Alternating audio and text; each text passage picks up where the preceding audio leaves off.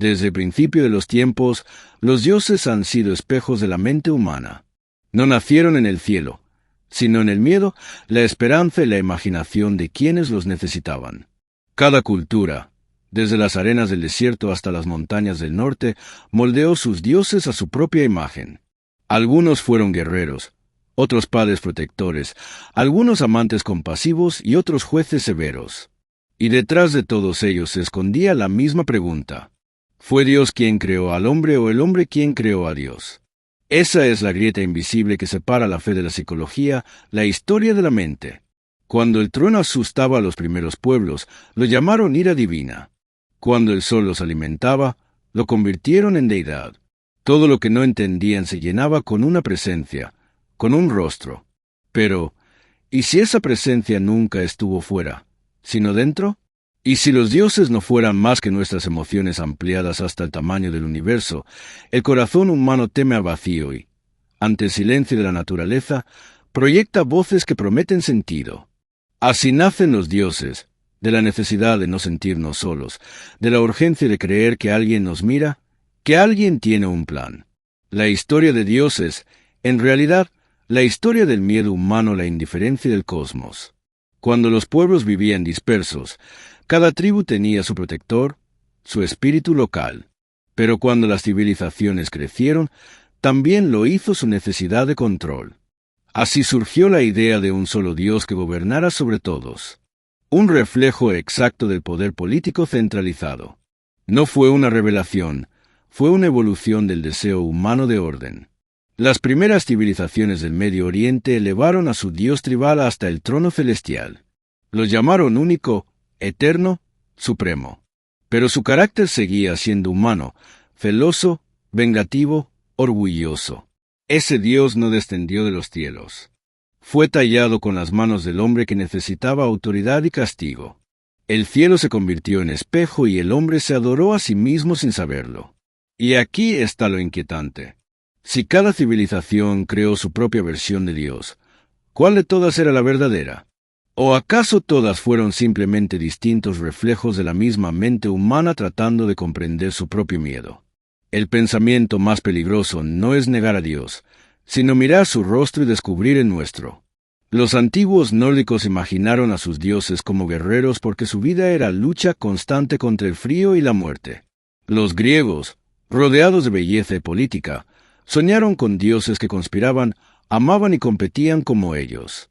En África, donde la vida dependía del agua y la tierra, los dioses nacieron de los ríos y de las cosechas. En cada rincón del mundo, los dioses hablaban el idioma del clima, de la geografía y del deseo. Nada en la creación divina fue universal. Cada dios fue un retrato cultural. Si realmente existiera un solo creador eterno, sus descripciones no cambiarían tanto entre pueblos. Sin embargo, el dios de los desiertos castiga con fuego, mientras el de los bosques cura con lluvia. El reflejo cambia según el rostro que lo mira. Los filósofos, siglos después, intentaron elevar a Dios por encima de lo humano. Lo convirtieron en idea, en principio puro, en razón suprema. Pero incluso eso fue proyección. Los griegos adoraban la lógica, así que su Dios se volvió pensamiento. Cuando el cristianismo necesitó cercanía, su Dios se hizo carne y lloró. Cuando el mundo pidió consuelo, su Dios aprendió a sufrir. Siempre fue el mismo espejo, cambiando de forma. La psicología moderna confirma lo que las mitologías insinuaban. El ser humano necesita atribuir intención a todo. Si un trueno suena, alguien debe haberlo provocado. Si ocurre una tragedia, alguien debe tener un propósito.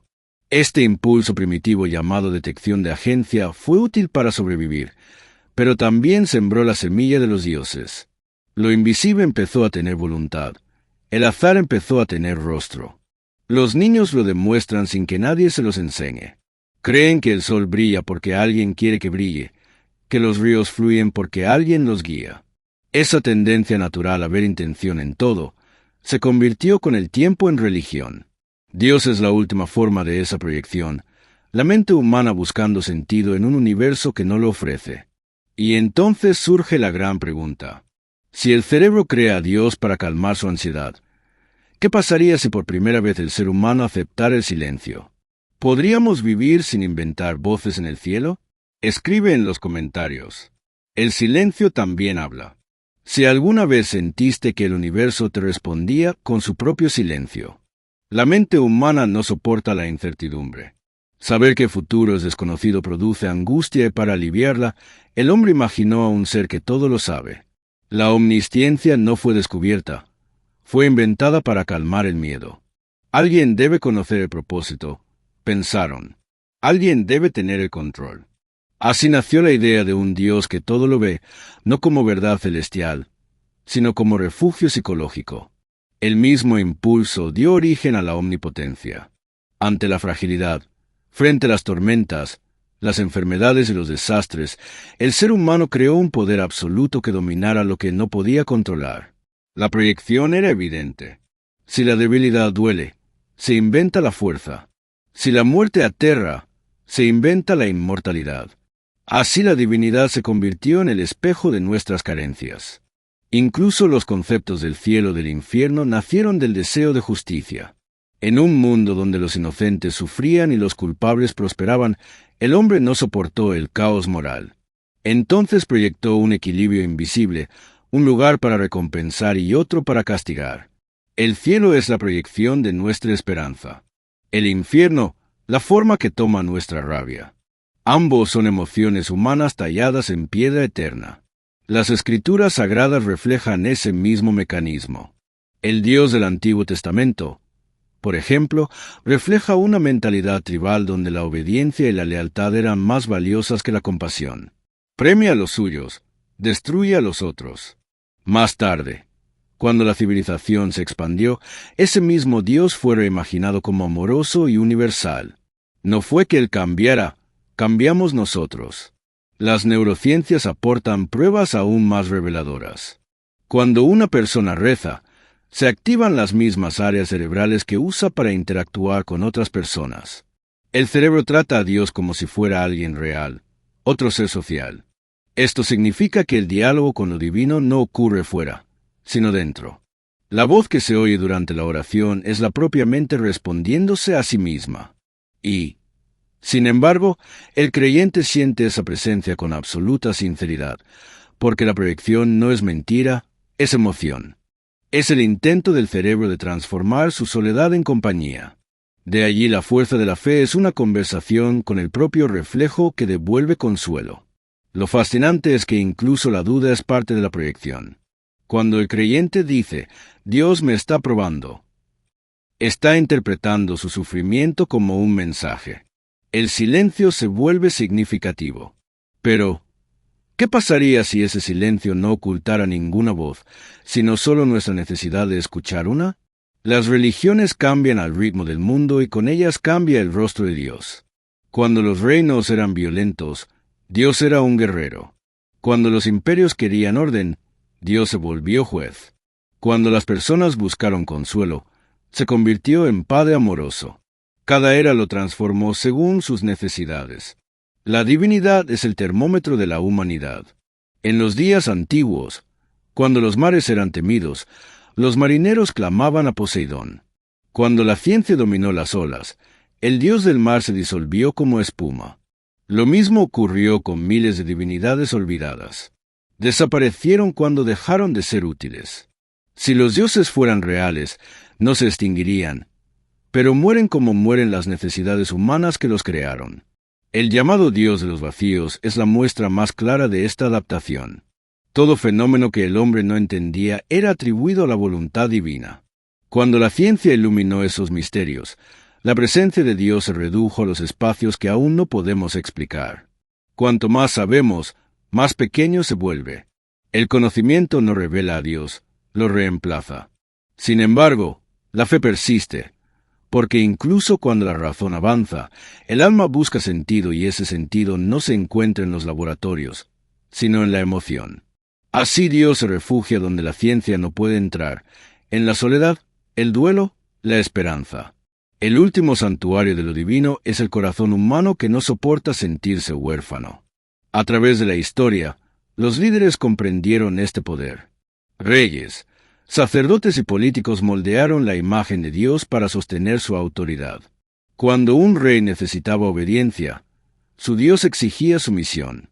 Cuando una iglesia necesitaba riqueza, su Dios pedía ofrendas. El poder humano se disfrazó de voluntad divina. Dios fue el rostro del trono. La moral también fue proyectada hacia el cielo. Los mandamientos divinos siempre coincidieron con las costumbres del tiempo. Cuando la guerra era necesaria, Dios ordenaba matar.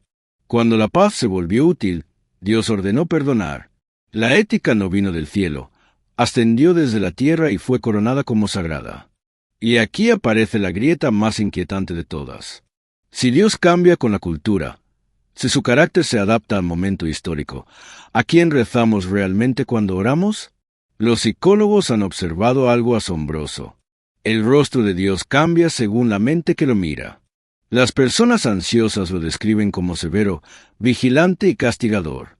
Las personas seguras lo sienten como cálido, compasivo y cercano. Esto demuestra que el Dios que cada quien adora no es una figura independiente, sino un retrato psicológico del creyente. El reflejo no está en el cielo, sino en el alma. Cada creyente fabrica a su propio Dios a partir de sus emociones. Quien teme imagina a un vigilante. Quien ama imagina un abrazo. La oración se convierte entonces en un diálogo con uno mismo. No hay voz divina respondiendo. Hay eco. Un eco profundo, íntimo, pero humano. Y ese eco, por más real que parezca, no viene de afuera, viene del interior, donde habita la necesidad de creer.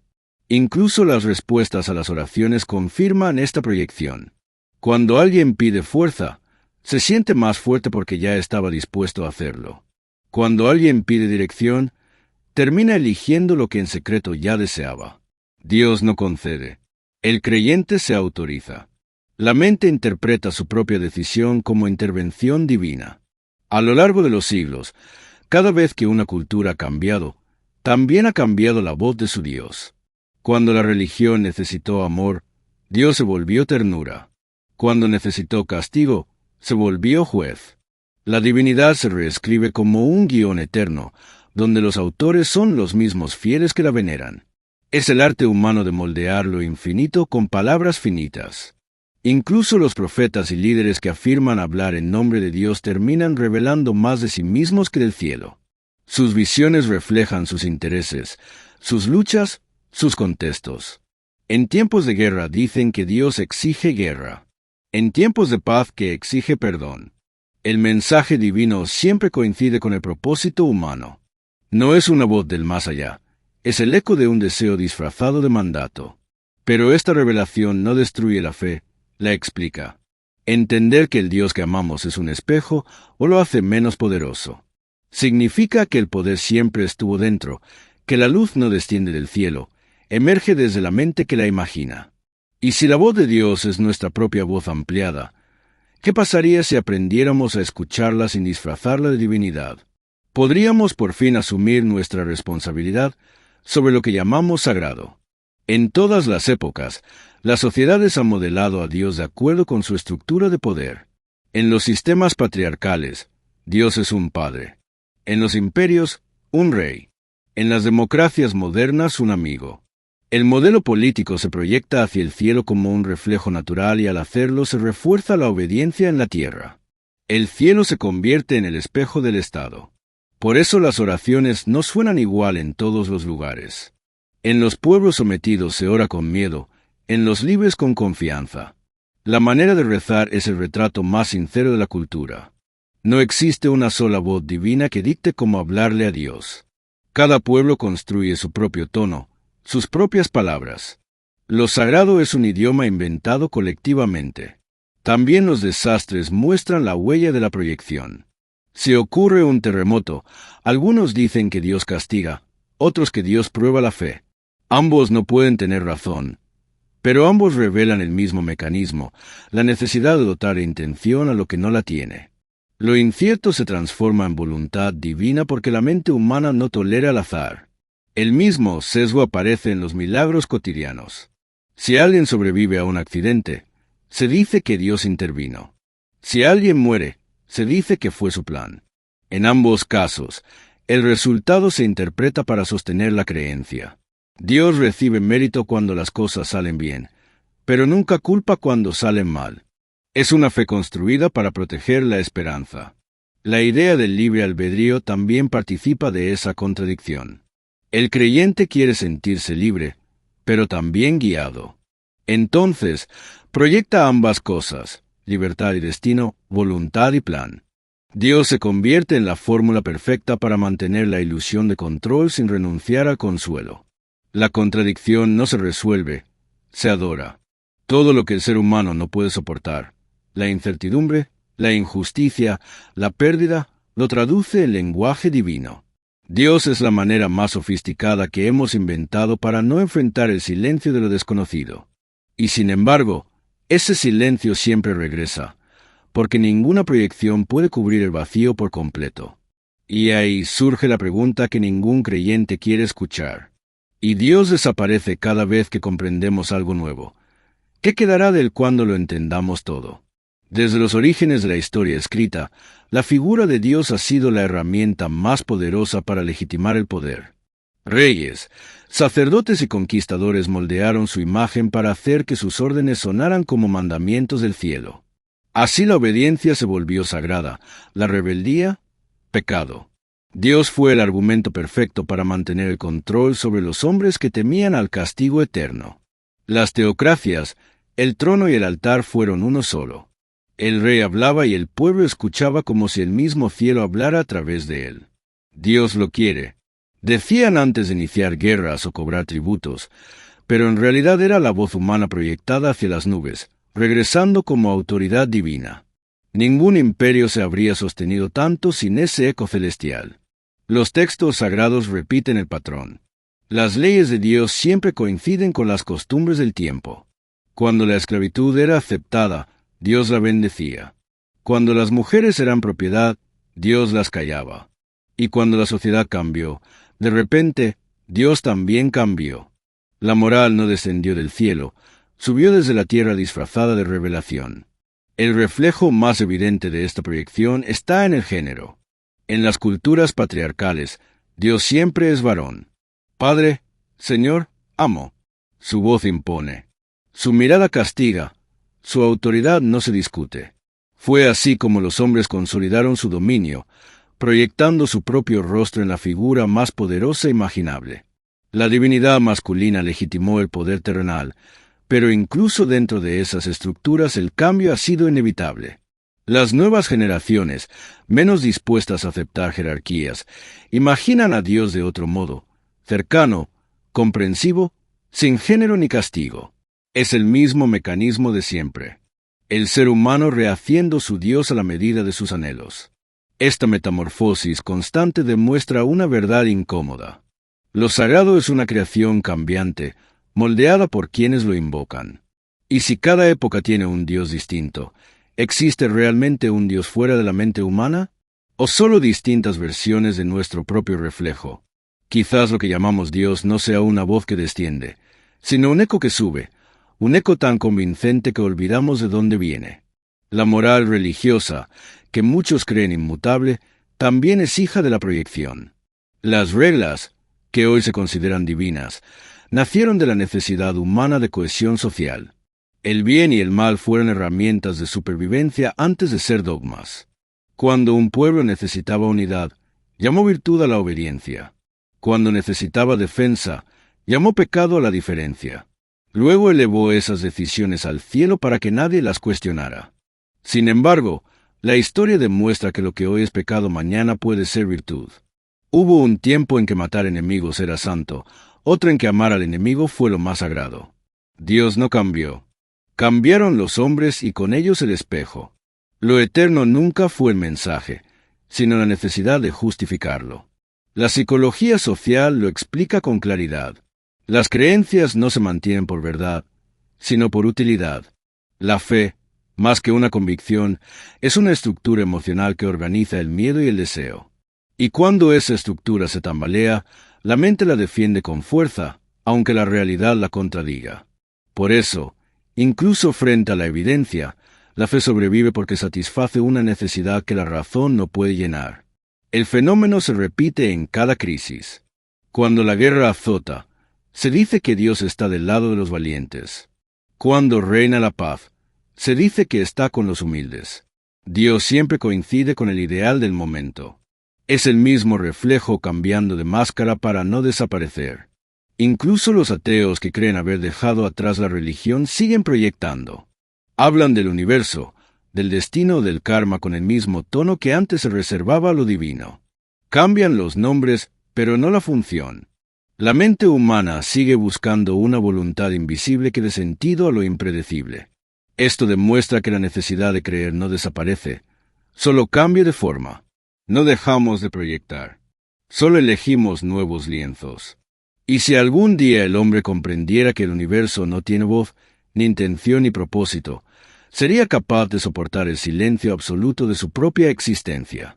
Cada avance del conocimiento ha sido, en cierto modo, una herida para la idea de Dios. Cuando no se comprendía el rayo, se le llamaba cólera divina. Cuando se entendió la electricidad, el trueno perdió su voz sagrada. Lo mismo sucedió con las plagas, los eclipses y la locura. Lo que ayer fue misterio, hoy es biología, astronomía o psicología. El terreno de lo divino se encogió con cada descubrimiento humano. Este proceso revela un patrón constante. Dios retrocede a medida que el hombre avanza. La fe se refugia allí donde la ciencia aún no ha llegado. Y, sin embargo, incluso cuando los misterios se disipan, la necesidad de creer no desaparece. La mente humana reemplaza al viejo Dios con uno nuevo, redefinido, más abstracto, más filosófico, pero igual de útil para calmar la ansiedad del vacío. Por eso, en tiempos modernos, Dios ya no es un anciano en el cielo, sino una energía, una conciencia, una fuerza universal. El mismo impulso de siempre adopta nuevos nombres para sobrevivir. La proyección cambia de forma, pero no de esencia. El hombre sigue viendo su propio reflejo en el espejo del infinito. Algunos dicen que Dios es el Big Bang, otros que es la evolución, otros más que es la conciencia misma observándose a sí misma. Pero todos esos discursos comparten el mismo centro, el deseo de encontrar significado en lo desconocido. No podemos soportar pensar que nada tiene sentido. Por eso seguimos creando nuevas versiones del viejo consuelo. Incluso el argumento de que Dios está más allá de la comprensión humana es otra proyección. Cuando la evidencia se acaba, la mente crea el refugio del misterio. Decir que Dios es incomprensible es la última defensa del creyente ante el silencio. Es una manera elegante de mantener viva la proyección cuando la razón la desmorona. Si Dios fuera realmente independiente de nosotros, su descripción no dependería del idioma, la cultura o la época. Pero lo que vemos es lo contrario. En cada civilización, Él habla la lengua de su gente, comparte sus prejuicios y respalda sus leyes. Lo eterno al parecer tiene acento humano. Y si el conocimiento siguiera avanzando hasta eliminar todos los misterios, ¿quedaría un espacio para lo divino o nos veríamos por fin frente al espejo, sin intermediarios, sin dioses, sin refugios? Cuando observamos la historia con distancia, el patrón se vuelve imposible de ignorar. Los dioses aparecen cuando los necesitamos y desaparecen cuando ya no cumplen su función. Son construcciones emocionales adaptativas, espejos colectivos del alma humana. No existe una sola cultura en la que Dios haya revelado algo que su tiempo no pudiera comprender. La revelación siempre llega en el idioma de la época. Durante siglos, el hombre creyó que la voz de Dios venía de afuera. Pero si escuchamos con atención, descubrimos que esa voz siempre ha tenido nuestro tono. Los mandatos, los juicios, las promesas, todos fueron escritos con tinta humana. El cielo en realidad es una proyección del alma buscando sentido. Incluso la contradicción interna de las religiones. Dios es amor, pero castiga. Es justo, pero perdona. Es eterno, pero cambia. Revela el conflicto interior del ser humano. Queremos un Dios que nos abrace y que a la vez nos imponga orden, un Dios que perdone, pero que también haga justicia. El resultado es un reflejo imperfecto de nuestras propias contradicciones emocionales. La prueba más contundente de que Dios es una proyección está en su flexibilidad. Cambia con las generaciones, con las guerras, con las tecnologías. Su esencia no está en el cielo, sino en la imaginación colectiva que lo reinventa. Dios es el nombre que damos a todo lo que tememos y a todo lo que deseamos. Pero entender esto no debería destruir la esperanza. Al contrario, puede liberarnos. Si Dios es la suma de nuestras mejores cualidades, amor, compasión, justicia, entonces somos nosotros quienes debemos encarnar esos valores, no esperar que vengan del cielo, sino construirlos aquí entre nosotros. Así reconocer la proyección no elimina lo sagrado, lo transforma. El milagro no está en las alturas, sino en la conciencia que se atreve a ver su propio reflejo y seguir creyendo en la belleza del ser humano. Si esta reflexión te hizo pensar, recuerda dejar tu like, suscribirte y activar la campanita de notificaciones. Así seguirás recibiendo más historias que despiertan la mente y cuestionan las certezas. A lo largo de la vida, cada ser humano reinventa su propio Dios muchas veces sin darse cuenta. El niño lo imagina como un protector invisible que vigila su sueño. El joven lo siente como un juez que mide su conducta. El adulto lo busca como refugio en el cansancio y el anciano lo contempla como una promesa de descanso. No es el mismo Dios el que acompaña a todas esas etapas, aunque lleve el mismo nombre. Es la misma mente que cambia proyectando diferentes necesidades en la misma figura. Este proceso revela algo profundo. La fe no es estática, es dinámica, tan viva como la emoción que la sostiene. Lo que cambia no es el cielo, sino la interpretación que el alma hace de él. Cuando una persona atraviesa dolor, su Dios sufre con ella. Cuando atraviesa esperanza, su Dios sonríe. Cada emoción humana se refleja en la divinidad como en un espejo líquido, adaptándose sin resistencia. Antropólogos han observado este fenómeno en cada rincón del mundo. En los desiertos, los pueblos imaginan dioses que traen lluvia. En los valles fértiles, dioses que protegen la cosecha. En los mares, dioses que calman las olas. Cada entorno crea el tipo de divinidad que necesita para sobrevivir. El clima y la fe están tan unidos como la tierra y la semilla. Esta adaptación constante no demuestra la presencia de un ser supremo, sino la creatividad humana para llenar el vacío del misterio. Cuando la realidad resulta demasiado dura o incierta, el hombre inventa sentido. Es su manera de sobrevivir espiritualmente al caos. Así los dioses nacen del mismo impulso que la poesía o el arte, transformar el miedo en significado. Incluso las contradicciones más profundas de la teología revelan el patrón de la proyección. Dios es amor, pero permite el sufrimiento. Es justicia, pero perdona al culpable. Es misericordia, pero condena sin apelación. Estas paradojas no son divinas, son humanas. Reflejan el conflicto interior de quien ama y odia al mismo tiempo, de quien desea castigo y compasión en una misma oración. Y, sin embargo, en esa contradicción hay belleza, porque muestra la fragilidad de lo humano, su anhelo de coherencia en un mundo que no la ofrece. Dios al final no es más que el intento más sublime del hombre por entenderse a sí mismo a través del lenguaje del infinito. Quizás la fe no sea una mentira, sino una metáfora, una forma de decir, no comprendo el universo, pero me niego a pensar que no tiene corazón. Si miramos con detenimiento, veremos que incluso dentro de una misma religión coexisten múltiples dioses. Unos lo imaginan severo, otros compasivo, unos lo sienten cercano, otros lejano. Las escrituras son las mismas, pero cada mente las interpreta según su necesidad. El texto sagrado no habla por sí solo, es el creyente quien le presta la voz. La proyección no es un error de fe, sino su motor. Lo mismo ocurre en las diferencias entre culturas. El Dios del norte es firme y racional, el del sur emocional y místico. El del oriente es silencio. El del occidente palabra. Cada versión refleja no una verdad universal, sino el temperamento colectivo de quienes lo adoran. Si existiera una sola divinidad real, su mensaje no variaría tanto. Pero cambia, se adapta, se contradice como lo hace la mente humana. Incluso los movimientos sociales han proyectado sus ideales en el cielo. Cuando los pueblos lucharon por libertad, imaginaron a un Dios libertador. Cuando buscaron estabilidad, imaginaron a un Dios guardián del orden. Lo divino siempre adopta la forma de lo que más se necesita. El cielo, En ese sentido, es un reflejo emocional del suelo que lo mira.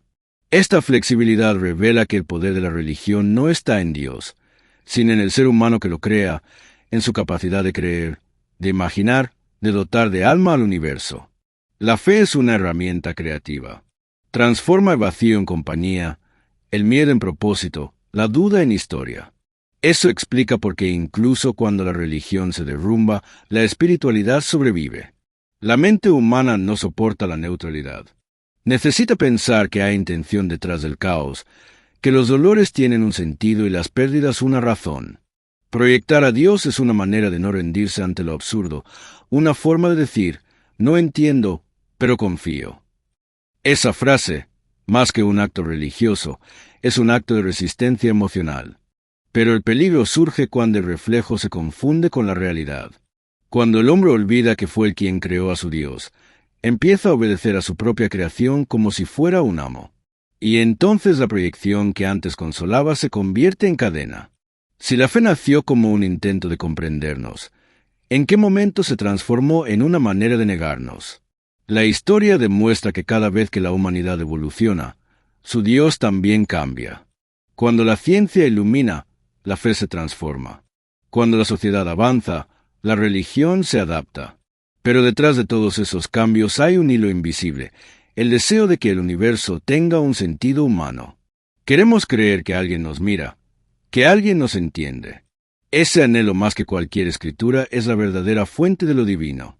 Incluso los ateos más convencidos conservan un vestigio de esa necesidad.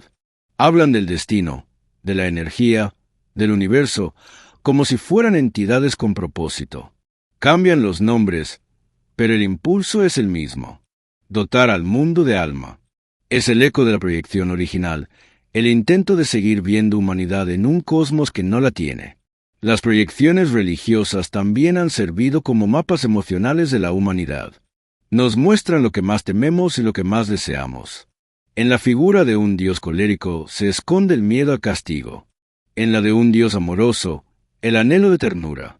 En la de un Dios justo, la esperanza de equilibrio. Cada creencia es una confesión disfrazada de fe. Pero lo más revelador no es que hayamos creado dioses, sino que aún los necesitemos.